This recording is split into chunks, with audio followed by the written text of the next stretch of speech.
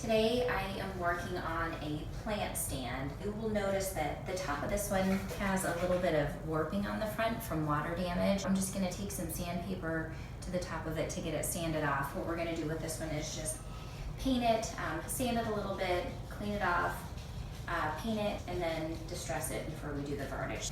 Little 220 grit sandpaper. We'll just kind of lightly sand the top of this.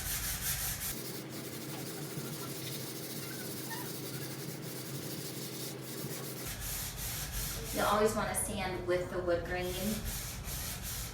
not against it, because that leaves more scratches. We'll go around the outside just a little bit, sand that top layer pretty good because of that water damage up there. And then get the base also.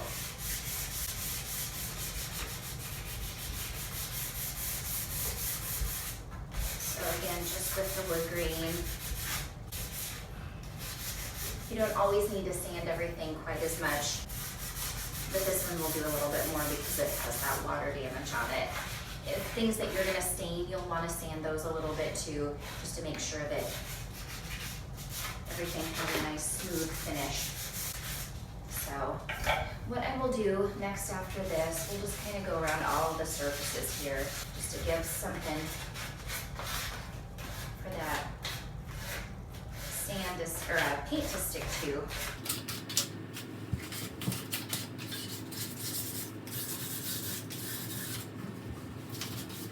Clean off all of that dust and any dirt that there might be on here. Wipe that off really good because you'll want a nice clean surface to start painting on.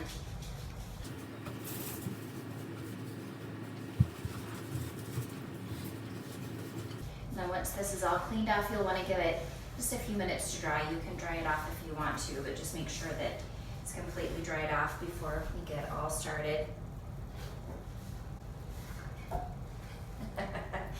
All right, we will let this dry for a couple of minutes. All of the dust is gone, and then we'll be back. For this project, I'm gonna be using General Finishes paint in the color of linen. It's kind of a creamy off-white color. I love General Finishes paint. It's very thick. It goes on, usually I just have to do 2 coats of everything. I always have several pints on hand of various colors because, like I said, it's my favorite to use. It's a milk paint, it's water-based.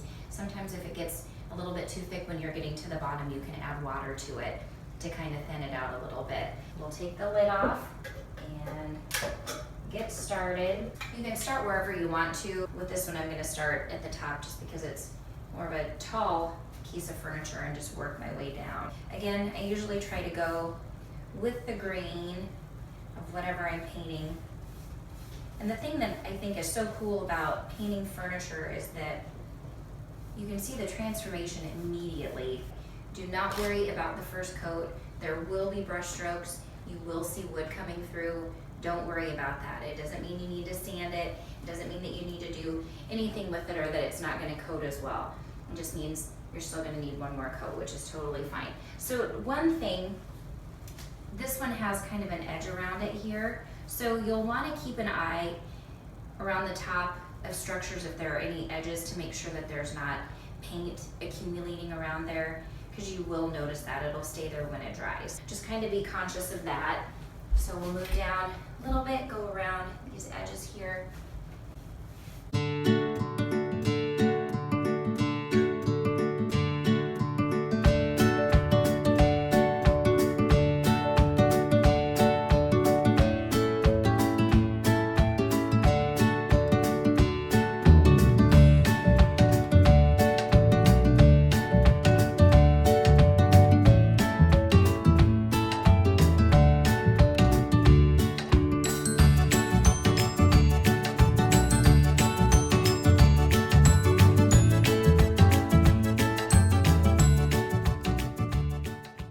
So I'm gonna paint the second coat of the linen paint color on top of here. You'll notice brush strokes and you can see a little bit of the wood poking through, but once I get started with the second coat, you'll be able to see that that's gonna go away pretty quickly. Try and paint along with the same brush strokes that you used on the first one. Paint around that edge so that you don't have a bunch of drips around there. You can barely see any of that wood grain poking through. It's pretty solid now. So we'll go ahead and paint the rest of it and let you see the results.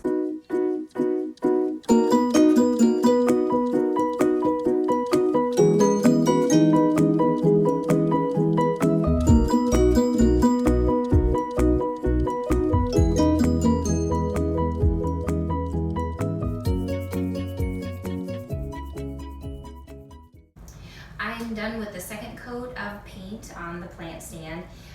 Doing these spindles was a lot of fun. I think that they're gonna be super cute when I distress them. It'll be, you know, kind of one of those things just to bring those out once I start distressing. We need to let this second coat dry. Usually if you're gonna do distressing, in between painting coats, like an hour is about all that it takes for this paint to dry. It's really super fast. But to distress it, you wanna make sure that it's completely dry. So I'd say wait maybe a couple of hours, even wait until the next day if you can. So we'll let this dry for just a little bit and then get to distressing and show you how that works. But I think this is gonna be a really fun project to show how well a little bit of sanding and distressing really adds a lot of character to the project. We have let the paint dry for a couple of hours, and now I'm going to start the distressing part of the project. You don't need to be nervous to do this part. If you are a little bit nervous, start small. I just kind of start along all of the edges. Just take the sandpaper. It's 220 grit sandpaper. I tear it like six pieces per sheet. So you just kind of go around the edges and just start sanding until you start to see that wood grain coming through. You can distress it as much and as little as you want to. And it kind of just goes around the outside of here.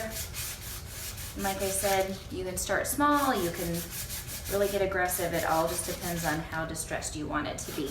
I'm gonna go along the top here too. Just kind of sand away. And you can go all the way across if you want to. But then if you have little spots that you want the wood to poke through, just kind of get a little bit more aggressive in those areas. Just sand a little bit longer. I'll start to show through a little bit right there. And move on to another spot.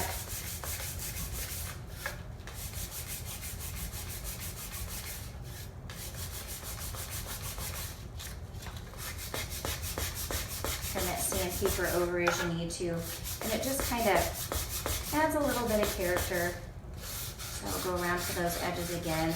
Show like along where these little spindles are. You can kind of just go right along this way and add a little bit to where those spindles are coming, little curves are. And then that adds some distressing along here too. We will go ahead and finish up this project and you'll see the end result in just a couple minutes.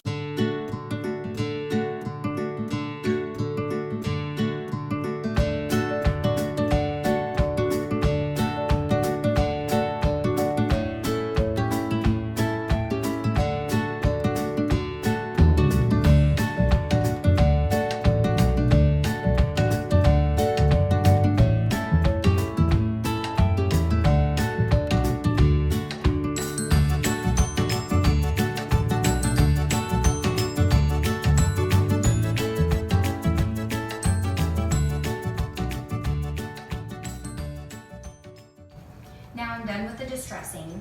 I went around all of the edges and all of the curves and kind of just brought out a little attention to all of the fun details on this. So just kind of ages it a little bit. And like I said, you can do as much or as little as you want.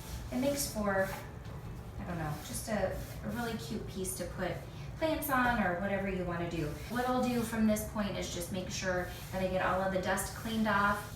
We'll want to wipe everything down really well and then do a couple of coats of varnish on this. We will get started on that part. The last step is sealing your furniture. You want to make sure that you have a good sealant to go over the top of it to make sure that the paint stays protected and that the wood underneath stays protected. So I use this Minwax fast drying polyurethane. You can usually wait just a couple of hours in between coats. Definitely wear a glove over your hand because this can be super sticky. Just a rag, torn up t-shirt, wipe it on. So you dip into the can. You don't want to keep going back and forth across the piece because it'll kind of wipe off what you were working on before. But you can tell right away the spots that you've gone over will start to get shiny, and I just love how a coat of the poly just really starts to make the piece pop. With these spindles, you'll just kind of run down the spindle, make sure you get all of your surface coated. Spots that you don't have coated will just be a lot more dull. Make sure you don't have drips because you will be able to see those also. If you notice spots where you don't have it, just touch those areas up. Go up here, and you can already start to see how it's just starting to shine the piece up, and I just love that. If this is something that you can do outside, I would recommend doing that. Make sure that you have a lot of ventilation. I have a window open and I have a fan going from this side. The only reason that we're working inside today is because it is 95 degrees out and the wind is crazy. But just make sure that you have good ventilation. You can even wear a face mask if you want to, because the poly can be bad for your brain.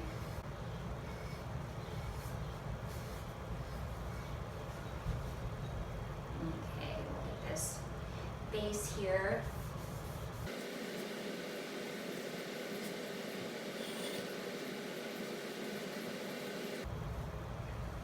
Okay, so you'll notice now that there's just a nice little shine to that paint. It shows that it has that protective coating.